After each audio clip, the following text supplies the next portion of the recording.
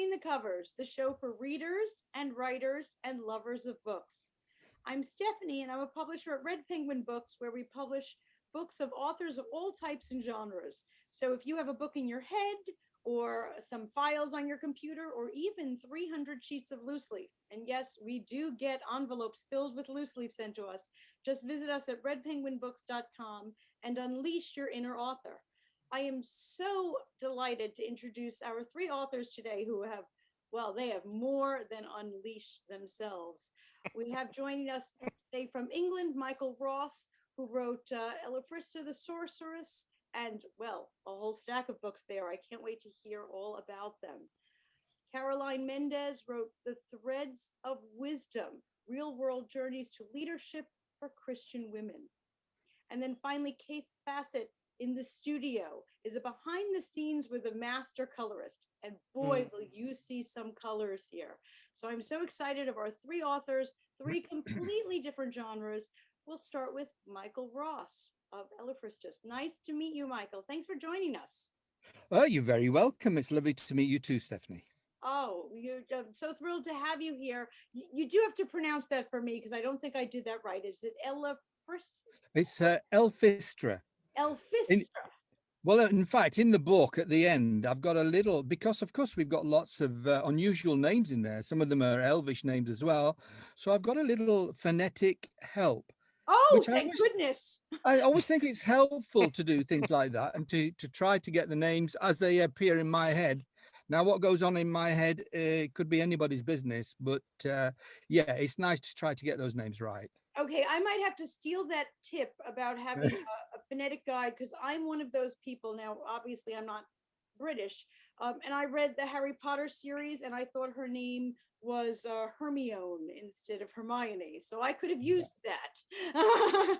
Well, you know, it works both ways. I'm sure there's words in over in across the big pond there that I would struggle with as well, and so it's just a question of just helping people, not making them feel as if they don't know how to read English or pronounce it, but just a bit of help so they can enjoy the story a bit more, I guess. Absolutely, and my elven vocabulary is not where it should be. Right. So tell us a little bit about the book and about the series. Well, the series, I mean, it to me, it's my classic series. Okay, I've always had an imaginative mind, even from being a little boy. In fact, I'm going to tell you this, but don't tell anybody else. I've still got the mind of a 6-year-old boy, but don't spread it around. And and that's what it is. It's all these futuristic and fantasy things that are set in almost real time now. So we have humans in there, but we have elves in there as well. And I just wanted them to come together, really, and just to explore how they could get on together. Now, you see, I come from a background, I'm a professional actor and presenter over in the UK. And so when I build up a character, I really build them up. And it's okay talking about personalities as far as the humans go and their emotions and so on. That's not too bad. But what happens if you've got an elf? How do you give an elf a personality? What do you do with them? Where do they like to go? What do they like to eat?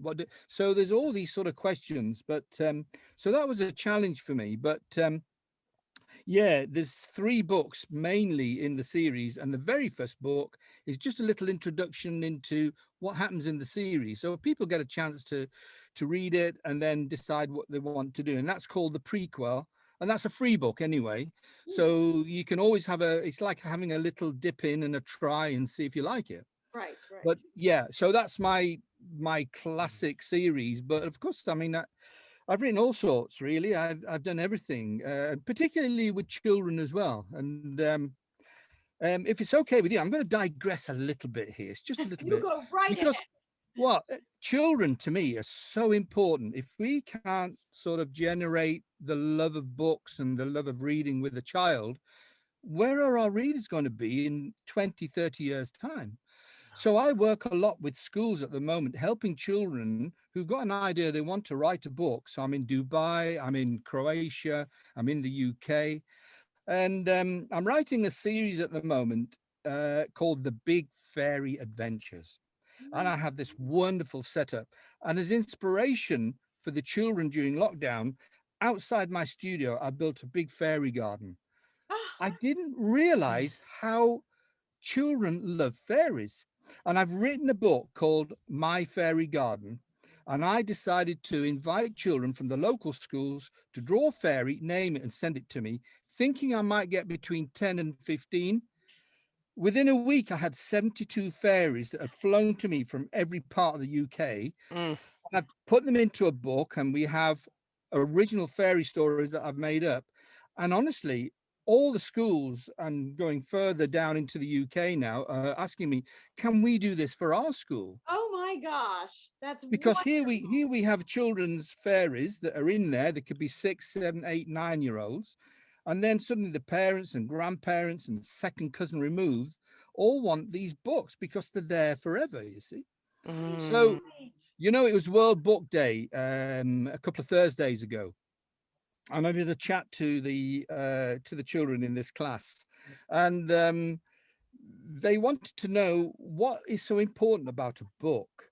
And I said, well, you know, if you can just put your mobile down for a second and your earbuds and your iPads, if you get hold of a book, that book's always there. It's got a personality, so you can learn to love Mm. the book. So I've been trying to spread that message across with children. Oh, I love that. And the thing with children, of course, their minds are so open Right. to things like this. But Yes. I've found too that adults are beginning to get interested in fairy stories. Mm. We all love fairy stories when we're young. Then we grow up a bit and we think, hey, we don't need fairy stories anymore. The good news to all your adults is that one day you'll be old enough to start reading fairy stories again. That's the way it works. And so, and we've got all these famous people you wouldn't even imagine that love fairy stories. Look, Albert Einstein. We've all heard of him. Mhm. This is what he wrote in the back of one of his scientific journals. If you want your children to be intelligent, read them fairy stories. If you Really? want them, yeah, if you want them to be more intelligent, read them more fairy stories. And that's his quote because he thinks imagination is the driving force between everything good that we can do.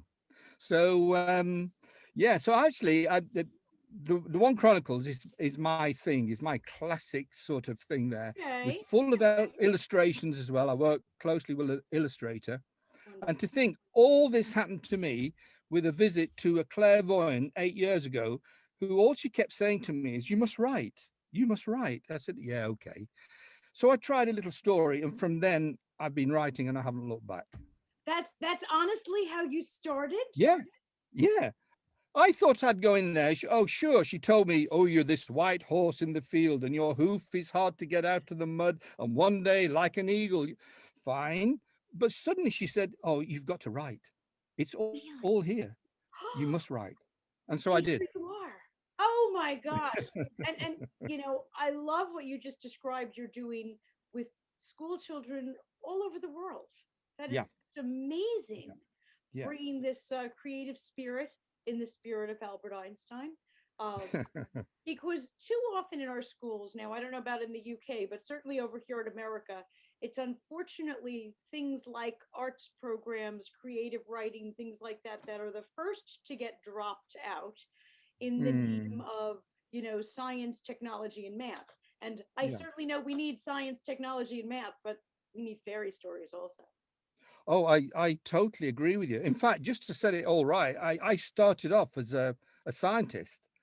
Really? I was a microbiologist, but I can tell you and promise you one thing: you can't share a joke with a bacteria, a fungus, or a yeast. You get no feedback. And I realized I must be, you know, I sort of I'm a people person, and so that's why I then developed into acting, and why it's gone in now into writing. So Oh my I'm God. meeting people all the time, you know, and so in fact I've got a big class with a load of children in Saudi Arabia tomorrow, and we're going to talk about these are kids that if you say to them, I have a story, I can give you a beginning, a middle, and an end in 5 minutes. I tell them, well, that's a book. Let's Yeah. make it into a book. Oh, we can't do that. That's impossible. You know, people can't, but you can. Right. And it costs nothing. If you go with Amazon KDP or whatever, Right. Yeah. it will cost nothing to do it. So it's giving them the opportunity to realize a dream. And if you can Absolutely. do that, then the magic is there. I think that that's just amazing. I'm going to want some links to where I could get some other children involved in your programs because that sounds just fabulous. Great, great. Thank you so much. Wow. Thank you. I have an earful now. Yes. Our next guest, Caroline Mendez, wrote Threads of Wisdom, Real World Journeys to Leadership of Christian Women, Marketplace Leaders, and Their Best Advice for Glorifying God in Your Calling. I love this, and I'm wondering if it's going to be like Albert Einstein about fairy stories. No. I'm getting very different kind of advice. Caroline, welcome Very. to the show. Thank you for having me. How are you today? Wonderful. Thanks.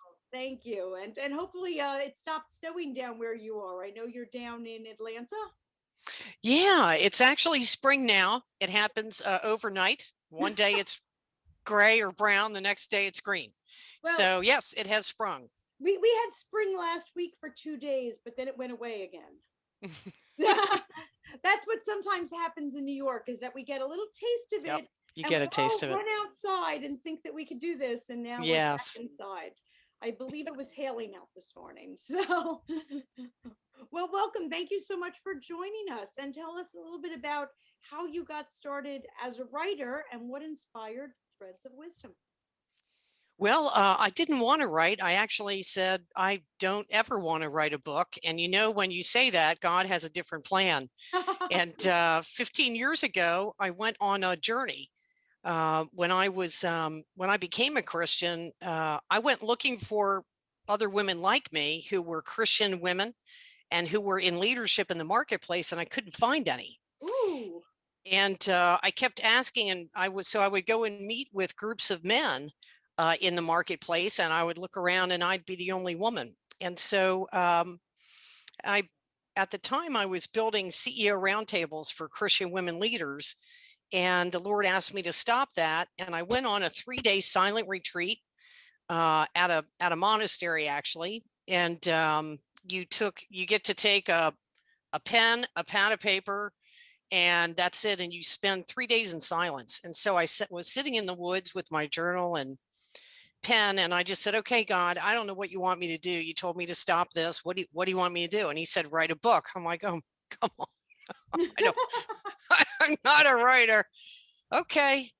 And he said, I've already brought you the 10 women that I want you to interview. I want you to interview them and find out, because this is a very specialized area, as you can well imagine, Christian women in leadership or CEOs in the marketplace. And he wanted me to ask them, how did you get to leadership? What did you do? How do you glorify God when you're running a business, or what does that look like? And so that's what I did. Is I went and interviewed 10 women and their journey to leadership and their best advice to other Christian women on how do you glorify God and how do you run a business based on Christian principles. And so that's what he asked me to do. So that was it was published in January of 2018. Okay. After much pain. After much pain. That is one painful process, writing a book and edit it. I did not enjoy the editing at all.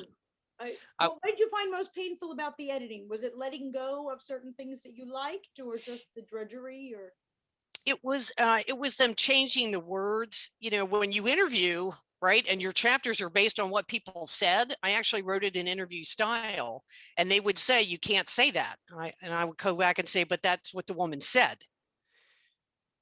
So we would have this whole thing about their criteria. So yes, I'm just praying that this was the only book he's going to ask me to write, and that there's not any others to be done. I have to tell you, most people I know, including Michael and Kaffe on our show today, they get that first book done, and it's kind of like childbirth.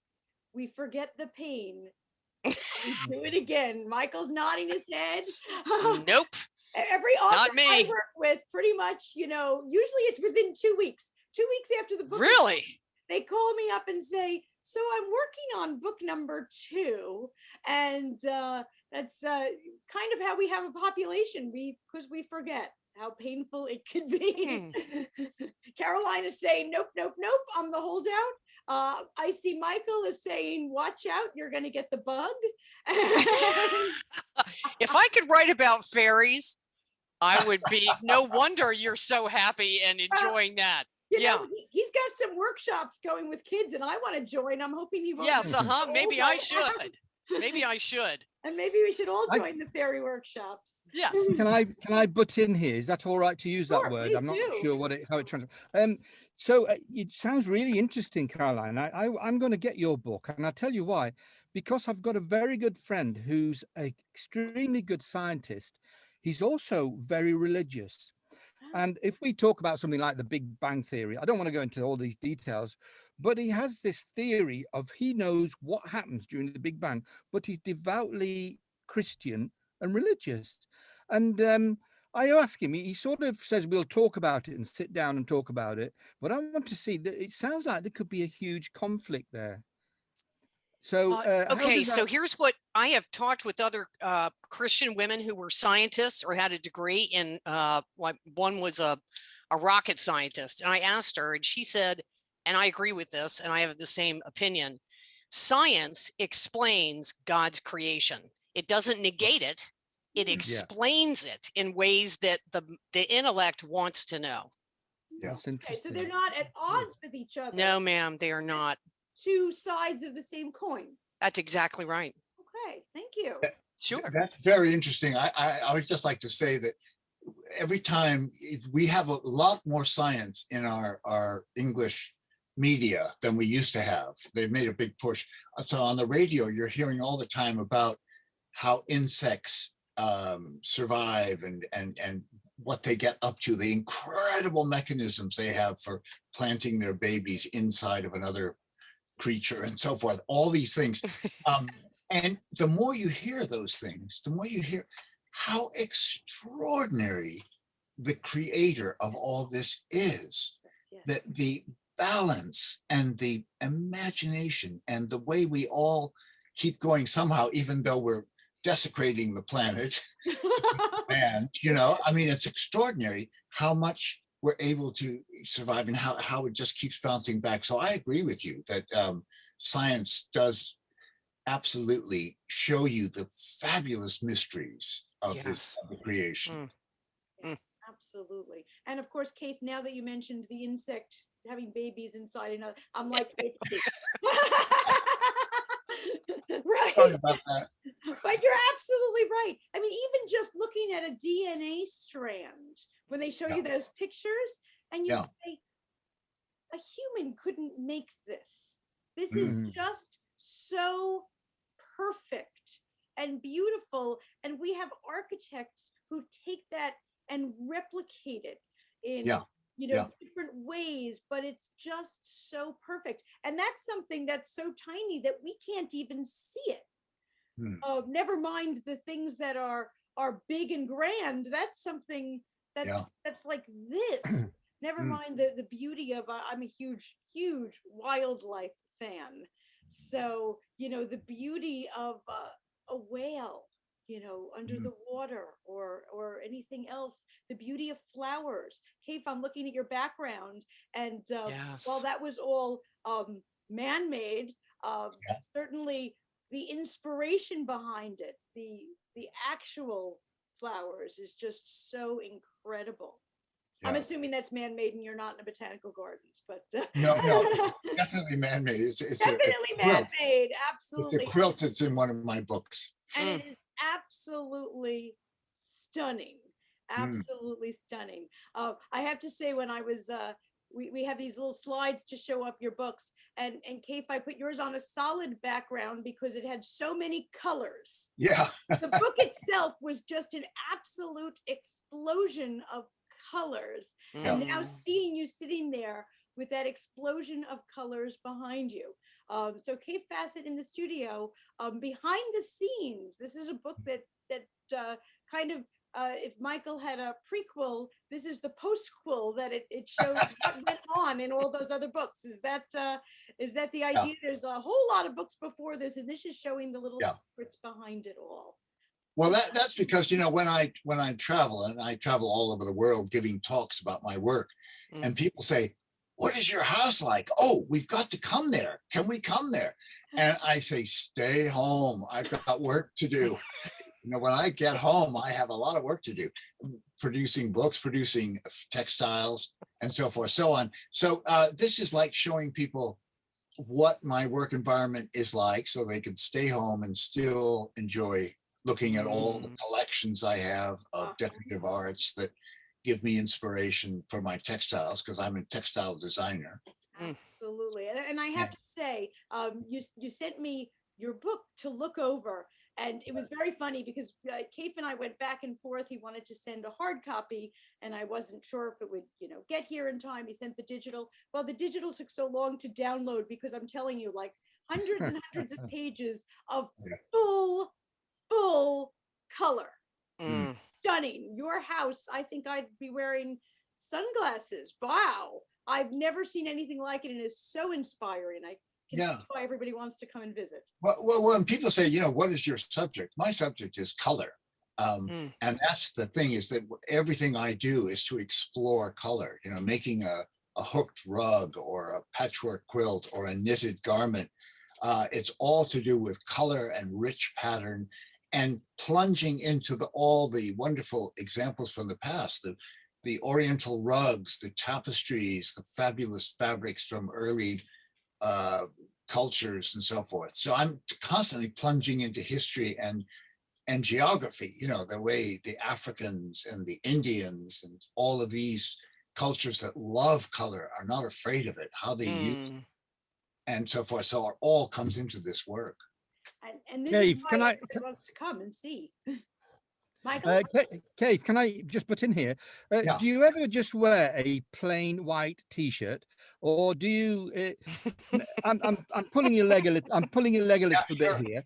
Yeah. I'm pulling your leg a bit here, but you're talking of color from us looking out there and experiencing the world.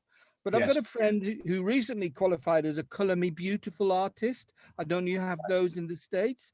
And she said, I'm going to put something around your neck now, and you're going to look poorly. You're going to look ill. I said, no. And she did do, and I felt ill. I said, no, you can't. Now I'm going to make you feel like you're incredibly healthy. And she did do, with just, not just the colors, but the shades of colors that's complemented my color, my skin. And I thought, that's amazing. Amazing. No, well, it's often I get commissions from people, and I have a look at them, and I think lavender would make you look good. A kind of baby poop green is going to make you look awful. So you think of all these things, and you get used to of getting it right because you have experience in that. And if I'm not sure, I'll do what that person did to you. I'll throw something around somebody's shoulders to see what it does for their complexion and their hair tones and so forth. Well, it's funny enough. I mean, from the age of 1, I lived in West Africa, right in the bush in Nigeria, for nearly 16 years. When I came back, I was a scientist for a while, but the color, if you call it a color, white has a greenish tinge in Nigeria to be ultra white, but a bluish tinge over here in the UK to be white.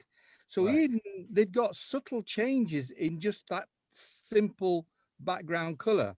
It's a fascinating subject. Well, it's interesting you should mention white, because I never wear white. And it's a color that I very rarely ever use in my work. Although I can see this quilt behind me does have black and white, which is a very interesting subject. Working with high contrast is kind of electric and exciting. Right. Kaffe, would you mind if I brought up just an image from your book that is just— Oh, please do. With color. I would love that. And I have it here, and I can't even decide which one I want to go with first. So I'm just going to grab this, because we're talking about what it looks like in your home. And, a picture is worth 1,000 words. Just the absolute pop of color of your Yeah, textile. well, this is a lot of needlepoint and mosaic. I love making mosaics. And there's a Oh, rag rug on the floor, and there's Mm-mm. needlepoint cushions and chairs. And that tapestry was actually used in Marks and Spencer's for their Christmas packaging. oh, They- wonderful! They Really? Oh, printed that on all of their tins of cookies and very tea and cool. things. Very Yeah. cool. So And we're not invited to come visit. you- Kaffe? Is that it? Yeah. I haven't Yeah, heard an you- invitation yet because Oh I'm yeah, there. look at this. Look at these Oh, come patterns. on. Oh gosh, I think that we're getting on the next plane. I think Yep. you just better watch that. And That's these what are I these are do. my patchwork quilts all stacked up in the cupboard. Oh my Mm. gosh. Well, you know, if my cupboard looked like that, I wouldn't have doors either. Just stunning, absolutely stunning. And yes, what inspiration with the colors. So how did you get started with this? Were you, you know, 6? Well, I trained. I went to Boston Museum School and was going to be a very serious artist, you know, and working with painting still lives and portraits and things like that. I was a very traditional artist. And then I came to England on a little vacation. I was going to be 3 months in England, and I loved it so much. I just say it's like walking into warm water. I understood Mm. everything here. The humor was hilarious. They thought Americans were the funniest thing they'd ever seen in their lives. And so, you know, all of that, I loved it. And I loved the gardens, and I loved the weather, even though it was kind of muted. I loved everything about it. And so I stayed here. And one of the things about England is they have fabulous yarn, beautiful colors of Shetland yarn. And so I picked up 20 colors in a Scottish mill when I was visiting one time. And I jumped on the train going back to London, and I thought, I've got to knit myself a sweater with all these beautiful colors. And I said to a woman sitting across from me, do you know how to knit? And she said, yes. And I said, can you teach me right now? I got some urgent knitting to do. And I learned to knit in 20 minutes on that train. And I went home and I knitted for the next 10 years, just like a banshee. And I wrote a book called Glorious Knitting, Oh, and became a bestseller. We sold, I think it was like 40,000 copies in 2 weeks oh, when it first hit the stands. So it was just amazing success. And so I've just never looked back. I've always, and every time I do a new kind of textile, like working with patchwork quilts or making needle points, then I do a book on that, and that helps to you know, get the word out and to show people what you can do. I hope that woman on the train realizes what she started here. Yes, well, yeah, I met up with her later in life, and I said, you know, sometimes I say that she taught me to knit, and I knit in a million colors, and she still knits in one color. And she said to me, how rude. Didn't like that at all. Her reputation. Dave, I think this is some of your knitted patterns. Am I correct there? That's right. Yeah. Oh, This wonderful. was starting to make a great big patchwork of knitting samples. I do Wow. swatches when I'm trying out a new design. And so all of these got sewn together into a kind of tapestry. And you have all these colors, and she's got one. Yeah, exactly. But I love pattern. You see, to me, pattern is one of the fascinating things about, I mean, talk about science and man and history.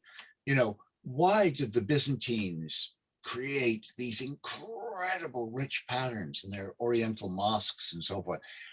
All of that, you know, pattern is just one of those completely fascinating things. I mean, one of the things that's interesting about my life is that once I learned how to make textiles, it just put painting in the shade. Although I still paint, and I love painting colorful still lives, and that's in the book as well. But the main thing is when you work with textiles, it's always inspiring. Every stitch, I live dangerously. I have very little planning. I just jump in with a big basket full of wool and I start to knit, or I start to make a patchwork out of all the fabrics that I've printed. And so it's a very instinctive process, and it keeps you going, keeps you motivated and high. Oh my gosh. I love what you're saying about the patterns, interestingly enough, and I started this by saying, wow, we have three incredibly different authors on today, but Yeah. yet so intertwined. Yes. And you are in essence kind of the marriage of the fantasy of Michael and the absolute creative genius behind the patterns of the world, and bringing them together, and the inspiration behind all of it. Amazing, absolutely amazing. Well, it's quite funny. You're quite right, actually, Stephanie. There is this mingling here.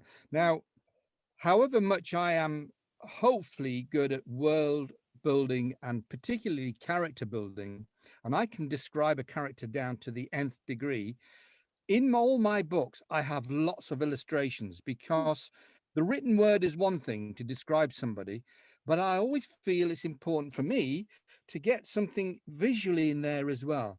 And certainly with the characters, I can go overboard with the characters that I've got in the books. And there are illustrations at the start of every chapter. And I do that with all my books. I love that. And it just helps the reader then just to have something more tangible in their mind when they're reading against a character. I mean, Elfistra, to me, she's got black skin. There's little white scales on it. When she gets angry, those scales rise up, and there's a red underneath, which matches the color of the red of her eyes. I mean, this isn't somebody you're going to meet in Walmart very easily. This is somebody that's Well, maybe actually you might meet them in Walmart. Maybe also Walmart, Caroline, right? Well, funny America's enough, a big place. funny enough, I've written a book about what we call, there's a little city near me called Stockport, and I've called it Stockport Shoppers, and they're one on their own. That's something else. That's a comedy, because they are quite different. But yeah, so the characters, certainly the Elvish characters, I want them to be so believable. That's the thing. And as an actor, that was always my thing too. If I can make my role as believable as you can imagine, then that was the goal I was aiming for. And so, I think it's really important to get. I've got color all the way through my books. It's so important. Fabulous, fabulous. No, I'm very grateful too. I love seeing that. And Kaffe, well, certainly we have more color than words in your book. Oh, that's very true. I mean, because a lot of people say, I've had your book for years, but I've never read it. but I do try to write, intelligently about my process, and as much as I can. I feel a bit mysterious about my process. I don't want to describe it too much, but it's very simple. What I kind of try to tell people is that what I do is very simple, and that if people are intrigued by patchwork or knitting wonderful, great, colorful garments, it is not difficult to do. It is very, very attainable. And, I've had people learn to knit and make an enormous coat covered with patterns as their first project. And so it's very, very doable. And that's what I love about it, is that you can pass something on that isn't brain surgery. People can get on. What I'm intrigued by these women that you interviewed, in the Christian thing. I mean, I bet that was very, very interesting, those interviews you had. You say it's a struggle for the book, but I bet you loved the interviews. I love the interviews. I don't think there's anything more interesting to me than asking people how they did and hearing their story and hearing. I'm a coach by nature, and so I ask questions. Yeah. My husband doesn't like it. It's one of the things. He's like, "Don't ask me another question today, okay?" I'm like, "Okay." So yeah, you know what I mean? He'd rather me just like, do it and not ask a question about, would you like this or this? So I think what's so interesting is, God as a creator has and develops this tapestry, like what we see Kaffe do in his work, is this: he uses everything and he weaves this story that is unique for every person, and he builds you alone to use you to build this beautiful tapestry that says something. And towards, as some of us are getting into the another phase of our life, are not in our prime anymore personally, and heading into, I call myself seasoned, and not old. And so in the season time of life, you can look back and start to see how he's been using you and how he's been weaving this, and everything, every failure, every misstep, every faux pas, every learning, everything. He's using all of it, if you allow him, at a point in your life, to show and to really be used up. And I love that. And I love You to know hear. what that makes me think of is the COVID time. I mean, what we're living through right now. Yes. Talk about God working in mysterious ways. There are so many fabulous things that are happening. That's because exactly we've right. all been limited, and That's exactly we've had right. to stop and think and take in the fabulous. I mean, spring last year was the most beautiful I have ever experienced. Mm, Little English gardens that were just mm. bursting with birds and flowers, and it was intensely beautiful. And I think we're all appreciating it at a So level much. never reached before. Absolutely. Because it forced us to get out of autopilot and to appreciate Yeah. and be grateful for everything. We had 2 couples over, a niece and nephew and their spouses, last Saturday night. And that's the first time I had interacted in person with anybody in a year. And I cannot tell you how delicious everything was. The Yeah. candles, sitting outside, engaging in conversation, laughing, exchanging stories. I don't think I have appreciated that, Yeah. in years. Yeah. I And totally agree. I mean, it's like when you lose a sense, like yes, hearing or sight or whatever, you're going to appreciate what else is left in a way that is so magnified. And I feel that in a way, we're deprived of our hugging and our great group meetings, and going. I mean, I used to love to go to the theater and love to go to the cinema and love to go to big crowded museums and be a crowd of people appreciating wonderful, colorful things. And you can't do that anymore. But what we can do is so poignant, isn't it? it I mean, is. a very wonderful time. And I From know a that from there a are tragic things happening in a lot of people's lives, but there's also wonderful things happening. Yes, and beauty. Yeah. Yeah.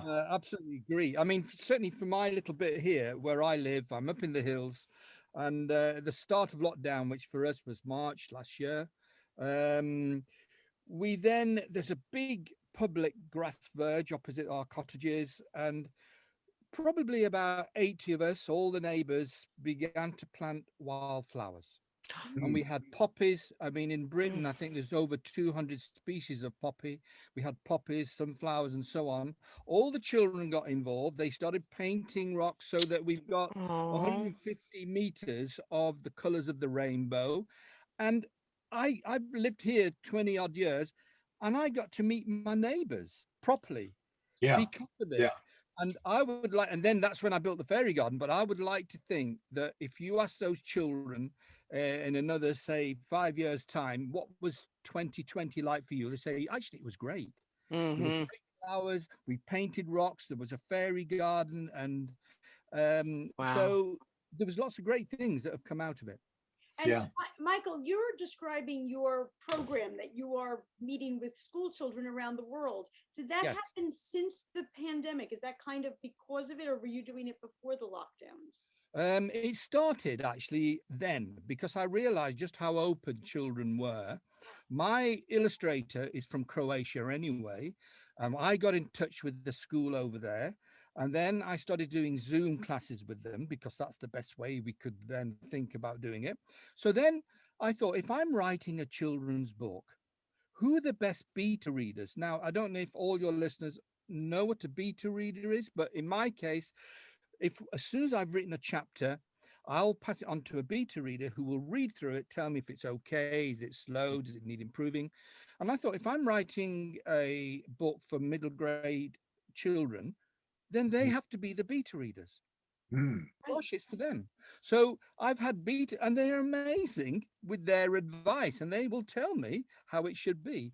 So it was just a question of trying to get children of all sorts involved in it. And I wrote a bilingual book, an English Croatian book. I don't speak Croatian, by the way. My illustrator does, called "What is a School?" So that for very young children, they can get an idea of what it's like going to school, and is it a frightening place? But it isn't a frightening place.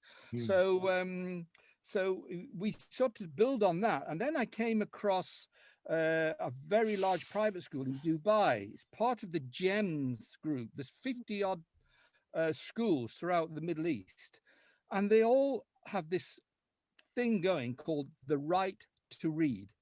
And it's to get children involved in reading books, appreciating books. And so I've been involved in that process. And at the moment, I've got a little group of 6 who are going to be writing a book and then publishing it. And these are 10-year-olds, and it is possible. Wonderful. So it's just great to get them involved in it all. Yeah. Fabulous. And, we're all kind of locked in our homes for so long, yet discovering that through technology, we can actually reach people in a way that we never did before, like you're doing with these school children. You don't have to fly there, and yet you can inspire them and work with them and unleash their creativity and be part of that process. Yeah. Absolutely. That's just, I mean, more than anything else, the one thing about it, the whole thing, is that here is something to a child which is unattainable. And then when I've talked to them and they've done it and they've done their book, it's like it's transformational for them. Here is something that they thought they would never do in a million years, and now they've done it. absolutely. So it's great to take that as a memory, isn't it, as a child, as you grow into adulthood. It is, and you're building community. You have a community built around that. Kaffe has his community of people who want to come to his house, and we'll all join in that. Caroline, you have a community of women leaders also. Is there a community of that? Is it a Yeah, there actually is. It's called Pinnacle Forum. And we started building groups of authentic, transparent forums of 6 to 8 women who do life work and calling together as Christ following leaders. And so it is the calling of my life to build this community, because many of us feel alone and isolated. And it is a great joy to watch women kind of link arms and pray for each other and help each other, resource each other, brainstorm and give ideas to each other to help them to attain and really succeed in the calling where God has placed them, in the culture where he's placed them. So thank you for asking. Is there a link or something that I can add that we can learn more about this community? Pinnacleforum.com. Pinnacleforum.com. Terrific. Yeah. Terrific. I want to make sure that I put that on all of our things. That's fabulous. Okay. Because Kaffe, like you said, I call them the pandemic positives. I mean, certainly there was so much loss in so many ways. I think even the fact that we are here today, this show before the pandemic was a show that we shot in a studio here in New York, and my only guests would be New York authors. And we have lovely New York authors, but the 3 of you would have never been on that show. And because of what's gone on, we have had authors from all over the world, and we're able to highlight books and ideas and messages and missions from far-flung places, even across the pond, that we never would have before. And a pandemic positive. Those are those things that are good. And the spring, like last year, will be amazing. Yeah, true. And also people can create in their homes in just fabulously. I mean, I have so many friends that are running businesses that are running into the ground because they're boarded up, the coffee houses, the restaurants, the shops, selling non-essential things and so forth. It's been so sad. But I mean, I feel embarrassed to say that my business, which is selling fabric, all the fabrics that I design to the world, is thriving, and yarn. People want to knit, they want to make patchwork, they want to make beautiful, unusual things that are personal to them for their own environments. And so there, or to give to people. I mean, the gift giving has been amazing. People sending flowers all over the place and so forth. So it is extraordinary.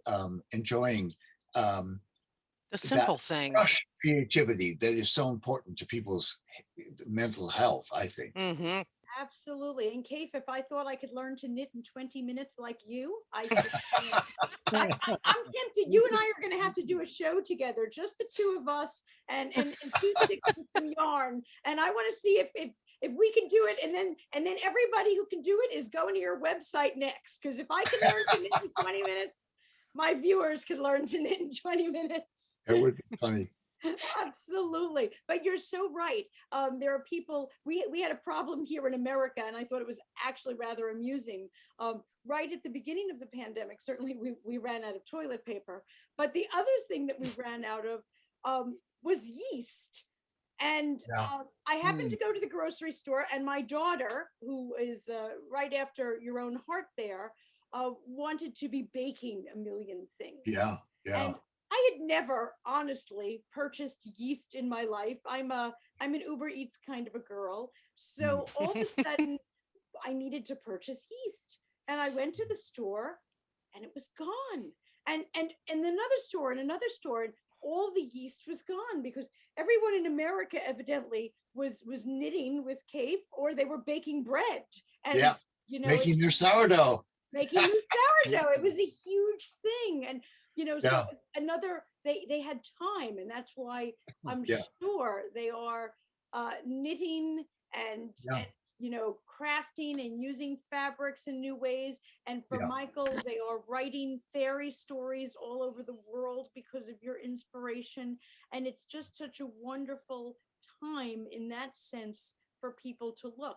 And Caroline, it's very interesting because I was speaking with another coach yesterday who was talking about this next period as the coach's time, because so many people are on a kind of a cusp place, kind of Kaffe, like you were describing, with there's an unfortunateness with many businesses and the way jobs have gone, but we were describing what happens next, how much personal development is going to go into this next stage, and that the coaches will be thriving because we're all going to kind of look and say, well, we can go back to the way we were, but do we want to?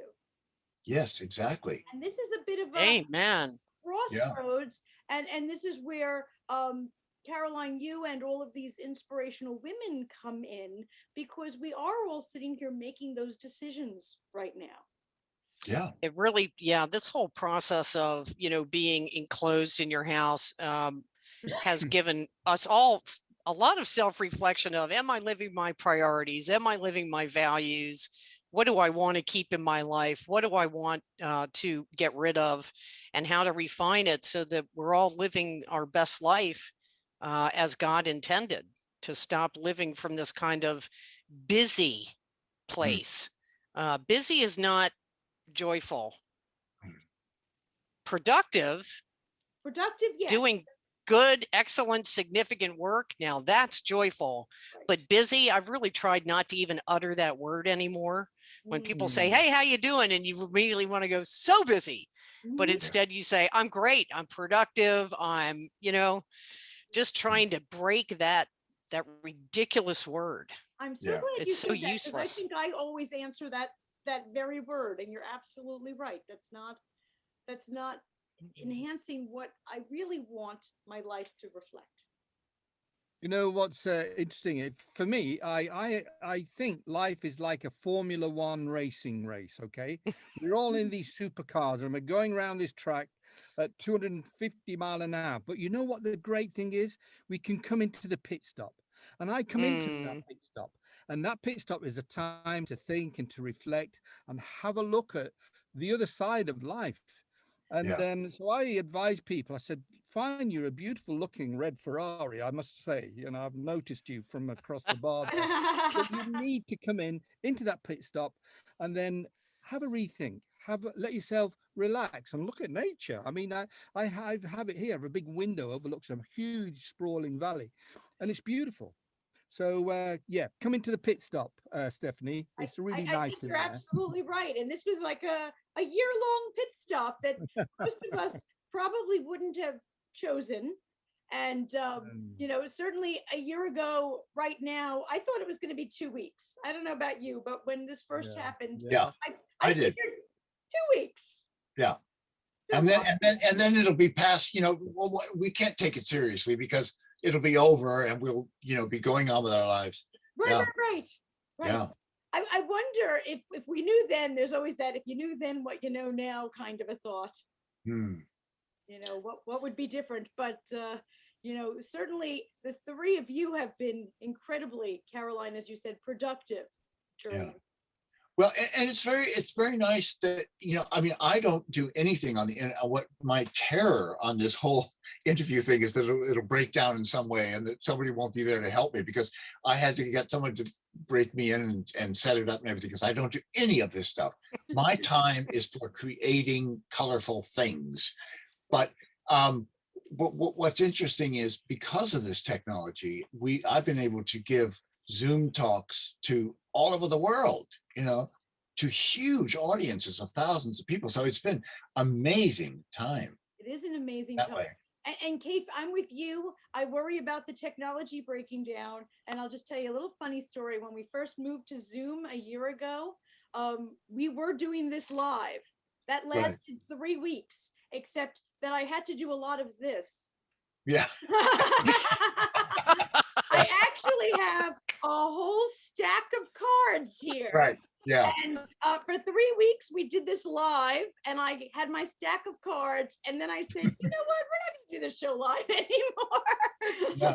It's Yeah. a little too risky. And not to mention, my guests across the pond would not have liked doing this live because we usually air it in the evening in America, and Yeah. 3 a.m. And I actually did at that moment have a young woman who was over in Britain, and she set her alarm and she came on the show all blurry Yeah. Yeah. Oh, so, I know that one. so I'm with you about worrying about the technology of it all. But as we wrap up here, I just want to remind our viewers of your books and get some final words from each of you. Michael, if you would tell us a little bit, remind us about where we can find your series and what we should start with and get going.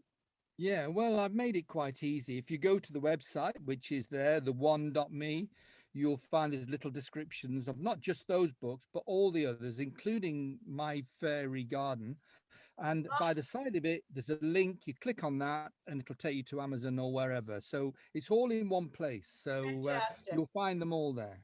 And I'll see the fairy garden there as well.